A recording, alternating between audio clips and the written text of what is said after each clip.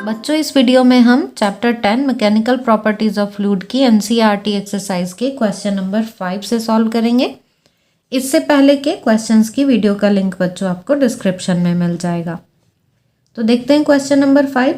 A 50 kilogram girl wearing high heel shoes balances on a single heal.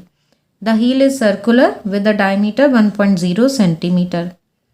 What is the pressure exerted by the heel on the horizontal floor? तो बच्चों यहाँ पर हमें बताना है कि ये जो हील है वो फ्लोर पर कितना प्रेशर लगा रही है। अब प्रेशर का फॉर्मूला क्या होता है? Force upon area. तो हमको यहाँ पर फोर्स के लिए ये मास गिवन ही है, इससे हम फोर्स निकाल लेंगे। और एरिया यहाँ सर्कुलर हील है इसलिए हम पाई आर स्क्वायर एरिया ले लेंगे। तो देखते हैं इसका सॉल्यूशन। बच्चों यहाँ पर हमको मास गिवन है गर्ल का m is equal to 50 kilogram. अब डायमीटर गिवन है, जो सर्कुलर हील है उसकी डायमीटर हमें गिवन है 1.0 सेंटीमीटर। तो इससे हम रेडियस देख सकते हैं, रेडियस हो गई 0.5 इंटू 10⁻⁻2 मीटर। ठीक है, सेंटीमीटर को हमने मीटर में कन्वर्ट कर लिया है। अब हमें यहाँ पर प्रेशर फाइंड करना है कि ये हील कितना प्रेशर लगाएगी फ्लोर पर। तो P is equal to F upon A formula होता है। एफ को हम रख लेंगे यहाँ mg और सर्कल है इसलिए यहाँ पर एरिया सर्कल का पाई आर स्क्वायर। अब जस्ट हम वैल्यूज़ रख देते हैं। मास हमको गिवन है 50 और g की वैल्यू हम 9.8 ले रहे हैं, पाई 3.14 ले लेते हैं और r की वैल्यू 0.5 इंटू 10⁻⁻2 इसका कर देते हैं हम स्क्वायर। बच्चों अब यहाँ पर ये 50 इंटू 9.8 और इसको हम देखें स्क्वायर करके, पहले ये लिख लेते हैं 3.14, इसका स्क्वायर आ गया 0.25 और ये जो पावर है 10⁻⁻4 इसको हम यहाँ लिख लेते हैं +4 में। और ये इसको भी हम ऐसे लिख सकते हैं कि यहाँ पे 0.25 है तो ये हमने 100 लिख लिया, यहाँ ये 4 आ गया। तो अब हमको इन तीनों की मल्टीप्लाई करनी है। ठीक है, तो पहले हम इन दोनों की मल्टीप्लाई कर देंगे तो 200 आ जाएगा। इसमें हमको 9.8 की मल्टीप्लाई करनी होगी और 10⁻4 और अपॉन में हमारे पास 3.14 आ जाएगा। ठीक, तो अब हम इनकी मल्टीप्लाई करते हैं। ऐसा करते हैं कि 2 से डिवाइड कर देते हैं इसको। 2 से यहाँ पे ये 100 आ जाएगा और इसको 2 से डिवाइड करेंगे तो 1.57 आ जाएगा। ठीक है, तो अब एक्चुअल में हम इसको क्या लिख सकते हैं? इस तरह से लिख सकते हैं 980 अपॉन 157 इंटू 10⁻6 ऐसे लिख सकते हैं। ये पावर यहाँ पर 4 है, ये पॉइंट हटा के हमने इसको 6 कर लिया और ये 100 की हमने इसमें मल्टीप्लाई कर दी तो 980 आ गया। अब हमें डिवाइड करना बिल्कुल इजी हो जाएगा। तो जब हम इससे डिवाइड करेंगे 157 से 980 को तो बच्चों ये आ जाएगा 6.24 इंटू 10⁻6। ये हमने P की वैल्यू कैलकुलेट कर ली। तो जो प्रेशर है फ्लोर पर लगने वाला ये आ गया इतने पास्कल, 6.24 इंटू 10⁻6 पास्कल, ये आंसर आ गया। अब देखते हैं बच्चों हम next question. Question number 6। Torricelli's barometer used mercury. Pascal duplicated it using French wine of density 984 kilogram per meter cube. Determine the height of the wine column for normal atmospheric pressure. बच्चों question को समझने के लिए हम पहले टॉरिसली barometer की figure देख लेते हैं, फिर हमें समझ आ जाएगा कि इसमें क्या पूछा है और हम कैसे फाइंड करें। यहाँ ये बच्चों बुक में आपने ये मर्करी बैरोमीटर ये देखा है, तो यही टॉरिसली बैरोमीटर होता है। अब इस बैरोमीटर में मर्करी यूज़ किया जाता है। ये यहाँ पर कॉलम होता है जिस कॉलम में मर्करी की हाइट होती है 76 centimetre for normal atmospheric pressure. तो नॉर्मल एटमॉस्फेरिक प्रेशर के लिए ये हाइट कितनी है? 76 सेंटीमीटर। अब क्या किया गया, पास्कल ने ये मर्करी हटाकर यहाँ पर फ्रेंच वाइन ले ली। तो अब ये बताना है कि फ्रेंच वाइन की हाइट कितने जाएगी नॉर्मल एटमॉस्फेरिक प्रेशर के लिए। मतलब प्रेशर की तो वही वैल्यू है, ये PA, ये तो वही वैल्यू है 1 atm, लेकिन जब हम लिक्विड को चेंज कर देंगे, रिप्लेस कर देंगे, तो ये जो हाइट है इसमें लिक्विड की वो भी चेंज हो जाएगी। तो वही हाइट हमें बतानी है फ्रेंच वाइन के लिए। तो अब आपको क्वेश्चन समझ में आ गया होगा, अब देख लेते हैं इसका आंसर। तो बच्चों नॉर्मल एटमॉस्फेरिक प्रेशर की वैल्यू कितनी होती है? 1.013 इंटू 10⁵ पास्कल। अब जब मरकरी को रिप्लेस कर दिया गया वाइन से, तो अब हमको बताना है कि वो कितनी हाइट तक जाएगा इतने प्रेशर के लिए। तो ये जो एटमॉस्फेरिक प्रेशर है यही हमें पता चलेगा वाइन से, वो भी तो यही 1 atm की ही वैल्यू बताएगा एटमॉस्फेरिक प्रेशर की। तो अब यहाँ पर हम h/g में यहाँ पर लिख देते हैं ये वाइन के लिए, कि वाइन के लिए हाइट कितनी होगी कॉलम में, वाइन की डेंसिटी कितनी होती है, g की वैल्यू तो सेम ही रहेगी। तो यहाँ से अब हमको h की वैल्यू पता चल जाएगी। तो यहाँ से h फॉर वाइन कॉलम ये हमारे पास क्या आ जाएगा? P atm अपॉन वाइन की डेंसिटी और यहाँ पर ये g। अब इसमें हम सारी वैल्यूज़ रख लेते हैं। ये वैल्यू 1.013 इंटू 10⁵। डेंसिटी हमको कितनी दी हुई है क्वेश्चन में? ये हमें गिवन है 984 और यहाँ पर ये g की वैल्यू 9.8। ठीक है, तो पहले हम इन दोनों की मल्टीप्लाई कर लेते हैं और इस 10⁵ की इसमें मल्टीप्लाई कर देते हैं। तो 1013, यहाँ 3 तो ये हो गया, यहाँ पर 3 डिजिट, 2 0 लगा देते हैं और इन दोनों की मल्टीप्लाई करके आता है बच्चों 9643.2। तो इस नंबर से अब हमें इसको डिवाइड करना है। तो जब हम इसको डिवाइड करते हैं तो ये हमारे पास आ जाता है 10.5। ठीक, तो ये जो हाइट है, हाइट की वैल्यू कितनी आ गई? h is equal to 10.5 metre. ये आंसर आ गया। तो हमने देखा कि अगर मरकरी को वाइन से रिप्लेस कर देंगे तो जो हाइट मरकरी के लिए 76 सेंटीमीटर तक होती है वो वाइन के लिए पहुंच जाएगी 10⁵ मीटर तक, जो कि बहुत बड़ी वैल्यू है मरकरी के कंपैरिजन में। इसीलिए ऐसा होता है कि बैरोमीटर में मरकरी यूज़ किया जाता है, क्योंकि उसकी डेंसिटी बहुत ज़्यादा होती है तो हाइट बहुत कम रहती है। तो बच्चों अब देखते हैं next question. Question number 7. A vertical offshore structure is built to withstand a maximum stress of 10⁹ pascal.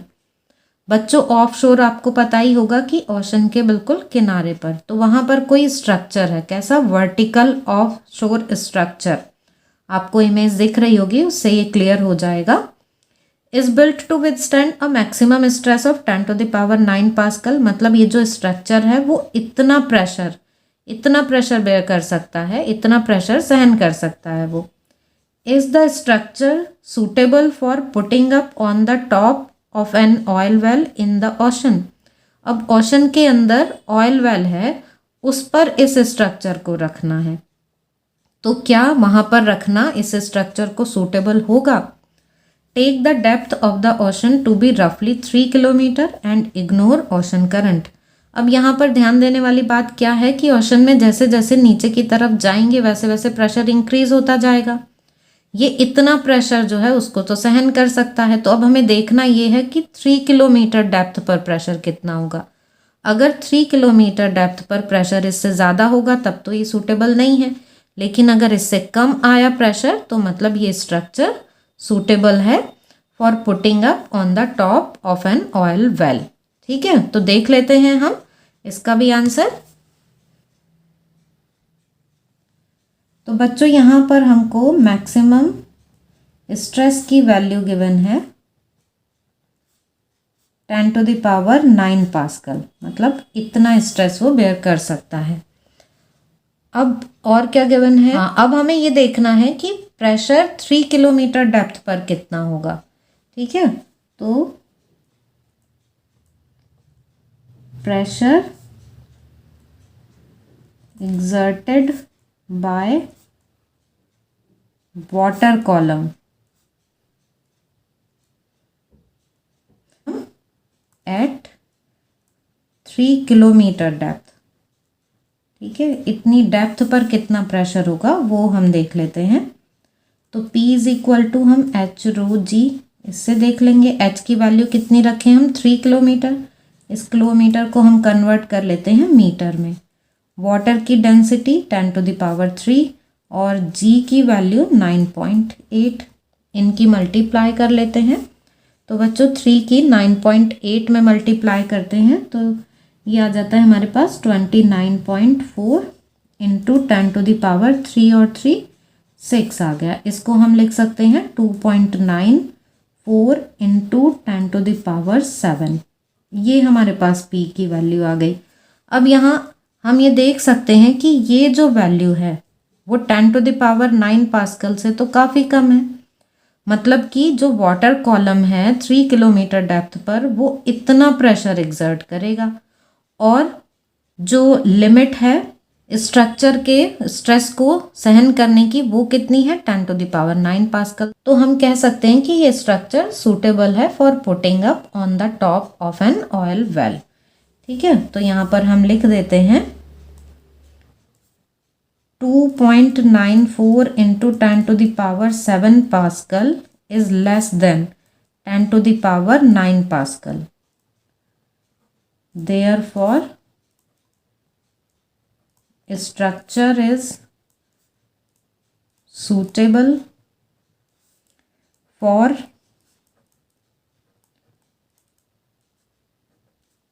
putting up on an oil well। ठीक है, तो एक ऑयल वेल के ऊपर ये रखने के लिए सेफ है। ठीक है बच्चों, तो आपको ये क्वेश्चन नंबर 7 भी क्लियर हो गया होगा। अब देख लेते हैं हम question number 8। A hydraulic automobile lift is design to lift cars with a maximum mass of 3000 kg। बच्चों एक लिफ्ट इस तरीके से डिज़ाइन की गई है, हाइड्रोलिक लिफ्ट है, इस तरीके से डिज़ाइन की गई है कि वो मैक्सिमम इतने मास की कार्स जो हैं उनको उठा सकती है। The area of cross section of the piston carrying the load is 425 centimetre. हमको यहाँ पर पिस्टन का एरिया भी गिवन है, उस साइड का पिस्टन जिधर की कार को रखा जाएगा। What maximum pressure would the smaller piston have to bear. तो अब स्मॉलर पिस्टन पर कितना मैक्सिमम प्रेशर लगेगा वो हमको बताना है। तो फिगर से समझ लेते हैं इसको हम, तो हमको बहुत इजीली समझ में आ जाएगा। बच्चों हमने पास्कल्स लॉ की एप्लीकेशन पढ़ी थी जब, तो वहाँ पर हमने हाइड्रोलिक लिफ्ट भी पढ़ा था। तो इस तरीके का कुछ ये स्ट्रक्चर ऐसे देखा था हमने कि यहाँ पर है ये लार्जर पिस्टन और इस साइड है ये स्मॉलर पिस्टन। ठीक है, इधर का एरिया कम है, इधर का एरिया ज़्यादा है, ये हमको क्लियरली पता चल रहा है। अब इस साइड यहाँ पर कार जो है वो रखी जाती हैं, उनको उठाया जाता है। तो अब जब यहाँ पर कोई लोड ऐसे अप्लाई करेंगे, मतलब यहाँ पर फोर्स लगेगा, तो वो फोर्स ट्रांसमिट होके इधर आएगा, स्मॉलर पिस्टन पर लगेगा। अब पास्कल्स लॉ से हमको पता है कि सेम लेवल पर जो प्रेशर है वो सेम रहता है। तो मीन्स जितना इधर है प्रेशर उतना ही यहाँ पर होगा। सपोज यहाँ हम कोई पॉइंट ए मान लेते हैं स्मॉलर पिस्टन के लिए, यहाँ कोई पॉइंट हमने बी मान लिया, तो जो प्रेशर यहाँ बी पर है वही प्रेशर यहाँ ए पर होगा। तो हमको ये स्मॉलर पिस्टन पर प्रेशर बताना है कि कितना होगा, तो हम इसके लिए निकाल लेते हैं प्रेशर, वही इसके लिए भी होगा। ठीक है, तो अब क्या गिवन है क्वेश्चन में, मास गिवन है हमें 3000 किलोग्राम, एरिया गिवन हमें 425 सेंटीमीटर स्क्वायर, जिसको हमने मीटर में कन्वर्ट कर लिया बाय मल्टीप्लाइंग 10⁻⁻⁴। ये बच्चों हमको यहाँ के लिए इसका मास गिवन है ये 3000 kg, मतलब जितना मैक्सिमम मास यहाँ पर रखा जा सकता है ये वो है। इस साइड का ही एरिया ये हमें गिवन है, ये है 425 सेंटीमीटर स्क्वायर। ये एरिया हमें बड़े पिस्टन के साइड का गिवन है। अब हमको स्मॉलर पिस्टन के लिए निकालना है कि कितना प्रेशर लगेगा। तो यहाँ पर हम पास्कल्स लॉ यूज़ कर ले रहे हैं। By Pascal's law pressure is same at A and B. A और बी पर प्रेशर सेम रहेगा, सेम हाइट है इसलिए। तो अब हम यहाँ पर पी ए की वैल्यू निकाल सकते हैं। P A is equal to F upon A, और एफ को हम ऐसे ही एम जी रख देंगे। ए की वैल्यू तो हमको डायरेक्ट गिवन है ही, तो m यहाँ पर आ गया ये 3000, g की वैल्यू 9.8 और एरिया हमको गिवन है 425 इंटू 10⁻⁴। अब इसकी कैलकुलेशन कर लेते हैं। तो पहले हम यहाँ पर ये मल्टीप्लाई कर लेते हैं। तो मल्टीप्लाई करके ये आ जाता है बच्चों 29400 और ये पावर ऊपर आकर 10⁻⁴ प्लस में हो जाती है। अब इसको हमको 425 से डिवाइड करना है। तो जब इसको डिवाइड करते हैं तो ये डिवाइड करके आ जाता है 69.17 इंटू 10⁻⁴। इसको हम लिख सकते हैं 6.917 इंटू 10⁻⁵, या थोड़ा और राउंड ऑफ करके हम लिख सकते हैं 6.92 इंटू 10⁵ पास्कल। तो ये स्मॉलर पिस्टन पर बच्चों, स्मॉलर पिस्टन पर इतना प्रेशर लगेगा। ठीक है, तो यहाँ से जो प्रेशर लगाया गया वो यहाँ ट्रांसमिट हो गया और उसकी वैल्यू कितनी हो गई 6.92 इंटू 10⁵ पास्कल। तो ये आंसर आ गया। तो बच्चों आई होप कि आपको ये क्वेश्चन नंबर 5 to 8 क्लियर हो गए होंगे। फिर भी आपके कोई डाउट्स हों तो आप कमेंट सेक्शन में पूछ सकते हैं।